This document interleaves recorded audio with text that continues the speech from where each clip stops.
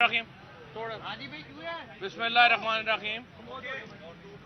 सबसे पहले तो ज़ाहिर है कि इस वक्त पूरा पाकिस्तान और ख़ुसूसन पंजाब के अवाम जो हैं वो देख रहे हैं कि जो लाहौर हाई कोर्ट का फ़ैसला आ रहा है, हमें उम्मीद है कि इंशाअल्लाह ताला जो इंतखाबात हैं वो आइन के मुताबिक 90 दिन के अंदर होने हैं और उसके ऊपर आज जो बहस हुई है, हम पूरा पंजाब और पूरा पाकिस्तान इस वक्त उस फैसले का इंतज़ार कर रहा है और उसी तरीके से हम भी उस फैसले को जो है वो देख रहे हैं। इन द मीन टाइम जो लाहौर हाई कोर्ट का फैसला आया है जिसमें जो सस्पेंड कर दिया गया है इलेक्शन कमीशन के नोटिफिकेशन को, तो उसके बाद मेंबरान जो हैं वो आईनी तौर के ऊपर मेंबर असम्बली के मेंबरान वो बहाल हो चुके हैं। स्पीकर की तरफ से जो इस्तीफे की कबूल करना है उसकी हैसियत जो है वो सिर्फ एक रिकमेंडेशन की है। जब तक इलेक्शन कमीशन का नोटिफिकेशन सस्पेंड है, इलेक्शन कमीशन का नोटिफिकेशन मुअत्तल है, वो मेंबरान असम्बली के मेंबर्स हैं। और जिस तरह से कल स्पीकर साहब जो हैं वो फरार हो गए और आज फिर उसके बाद उन्होंने कल जो है वो असम्बली का सेशन ही ख़त्म कर दिया, ये एक गैर जमहूरी रवैये है जो स्पीकर की तरफ से मुसलसल जिनका इजहार हो रहा है और हम इसकी शदीद मजम्मत करते हैं।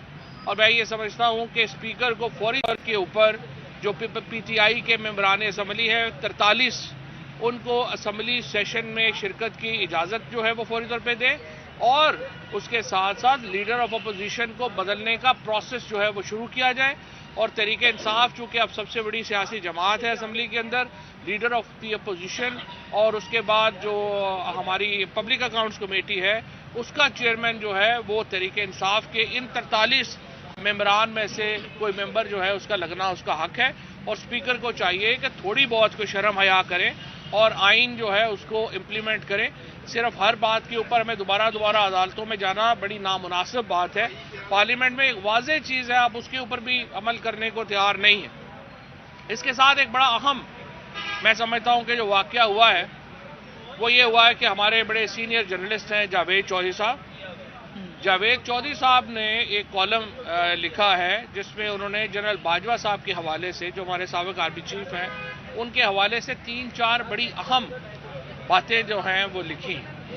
अब चूंकि जावेद चौधरी साहब पहले भी जनरल बाजवा साहब से मिलते रहे हैं और उन्होंने उनके हवाले से गुफ्तगू की है, लेकिन अब इस कॉलम में जो जनरल बाजवा साहब ने 4 कन्फेशंस की हैं, 4 जो एतराफ़ात किए हैं, उनकी बड़ी अहमियत है।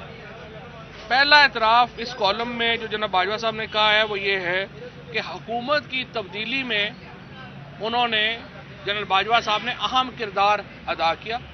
यही बात पीटीआई पहले कह रही थी। दूसरा, उन्होंने कहा कि हुकूमत की तब्दीली बाहर की कुव्वतों को खुश करने के लिए की गई। वो इस ज़मन में कि उन्होंने कहा कि बड़े मुल्क जो हैं वो नाराज़ हो गए थे और अगर हम ना बदलते तो पाकिस्तान का नुकसान हो जाता। देखिए, ये एक बड़ी बुनियादी बात है। अगर हम पाकिस्तान की सॉवरेनिटी, मैं इसमें जाते ही नहीं है कि कोई बाहर की कुव्वत हमसे नाराज़ थी या खुश थी। जो आजकल खुश हैं वो आप देख ही रहे हैं जो आजकल इनके हालात हैं। यानी यूएई के सदर जो हैं उनके लिए छुट्टी दे दी गई इस्लामाबाद में, वो रहीम यार खान से इस्लामाबाद नहीं आए। तुर्की की हुकूमत ने शटअप कॉल दी शहबाज शरीफ को और बिलावल भुट्टो को कि आप इस वक्त मुंह उठा के इधर ना आइए, हम लोग इसमें हैं। लेकिन उस बहस में मैं नहीं जाता। बाहर की कुव्वतों से हमारे ताल्लुकात अच्छे हों ख़राब हों, हम तमाम ममालिक से, चाहे वो अमेरिका हो या वो सऊदी अरेबिया हो या वो तुर्की हो या यूएई हो, हम तमाम ममालिक से करीबी ताल्लुकात के हामी हैं। चीन के साथ हम करीबी ताल्लुकात के हामी हैं। लेकिन देखें, ये हरगिज़ नहीं हो सकता कि ये हमारा करीबी दोस्त मुल्क हो या दोस्त मुल्क ना हो वो हमें बताए कि पाकिस्तान के अंदर हुकूमत किसकी होगी। पाकिस्तान के अंदर हुकूमत का फैसला पाकिस्तान के लोगों ने करना है। और ये जो कन्फेशन है, ये जो एतराफ़ है फॉर्मर आर्मी चीफ का, जनरल बाजवा साहब का, ये बहुत ही मैं समझता हूँ कि एक डिवेस्टेटिंग है। बहुत ही ज़्यादा ये पाकिस्तान की सॉवरेनिटी के ख़िलाफ़ है। और ये कहना कि चूँकि बाहर की कुव्वतें खुश नहीं थी इसलिए हमने इमरान खान को तब्दील कर दिया, ये बात नाकाबिले कबूल है। और ये मैं समझता हूँ कि इसके ऊपर गौर करने की ज़रूरत है कि कैसे ये मामला जो है اس کو ہم آگے لے کے جائیں گے یا کیا کریں گے. اور یہ کہنا کہ فلانی حکومت چونکہ خوش نہیں تھی تو ہم نے فیصلہ کیا کہ ان کو چینج کر دیں. پھر تیسری امپورٹنٹ بات جس میں جو جاوید چودھری صاحب نے لکھی ہے جنرل باجوہ صاحب کے حوالے سے، وہ یہ لکھی ہے کہ جو ان کے مقدمے ہیں نواز شریف کے، ڈیل یہ ہو رہی ہے کہ نواز شریف کے مقدمے جو ہیں وہ ختم ہو جائیں، اور نیب جو ہے اس سے کہا جا رہا ہے کہ وہ شوکت ترین صاحب کا مقدمہ جو ہے وہ بھی آرمی چیف نے ختم کروایا. اب یہی بات عمران خان پہلے کہہ رہے تھے کہ آپ نیب کو اور کورٹس کو انفلوئنس ہو رہا تھا اور وہ فیصلے ہو رہے تھے کہ کس نے کیا کرنا ہے. یہ جو اعتراف جرم ہے، یہ جو اعتراف ہے، یہ بھی بہت اہمیت کا حامل ہے.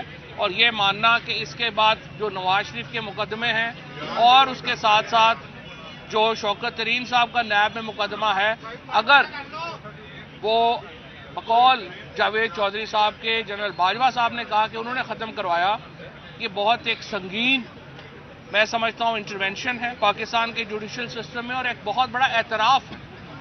اور اس کے نتیجے میں بھی ہمارے ہاں جو بحران ہے اس کا اظہار ہوتا ہے. اور چوتھی چیز یہ کہ انہوں نے کہا کہ معیشت جو ہے وہ صحیح نہیں چل رہی تھی اور اس کی وجہ سے ہمیں انٹرونشن کرنی پڑ رہی تھی. اور رضا باکر نے انہیں فون کیا اور کہا کہ بڑی ہیٹ اپ ہو گئی ہے اور اس لیے آپ جو ہے وہ آ کے دیکھیں.